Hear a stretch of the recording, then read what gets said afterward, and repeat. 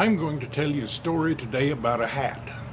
Not particularly this hat, but a hat like it. Most all cowboys own two hats. They own a dress hat and a work hat. The dress hat they kept in as good a shape as possible, and the work hat was used for everything else. The main form of entertainment for cowboys was telling stories around the campfire. And some of them were very good storytellers, and others were just mediocre.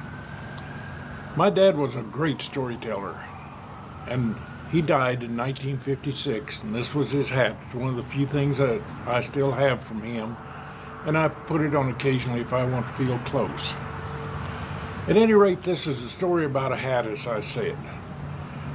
They worked for the Cowboy ranch back before my dad and mother got married, and Christmas is coming up, so they decided to buy Mr. Cowboy a new hat for Christmas. So they took up a collection, gave it to one of the cowboys who was going to town, and told him to pick out a hat for the old man. The old man wore a 6 7/8 size, and the cowboy that went over there wore a 7 3/8, which is a considerably bigger hat. While he was gone, he bought two hats, one of them to fit him and one to fit Mr. Cowboy. And he had W.T. Cowboy stamped in gold in the hat band of both of them.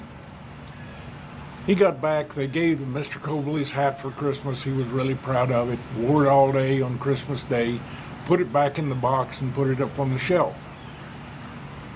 After things kind of settled down, the cowboy went in there, put the big hat in the box, took the small hat out, and left it.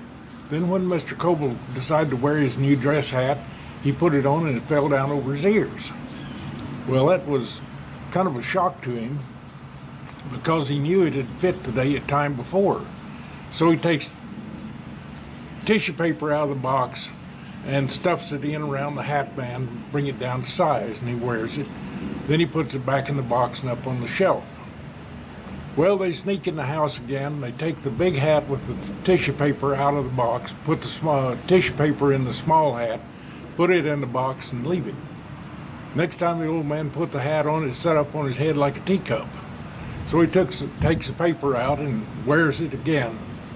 The next time they did that, and he found his hat with the tissue paper around the hat band and wouldn't fit, he started cussing a blue streak, threw it on the floor, stomped the heck out of it, took the paper out, put it on, and it never changed size on him again.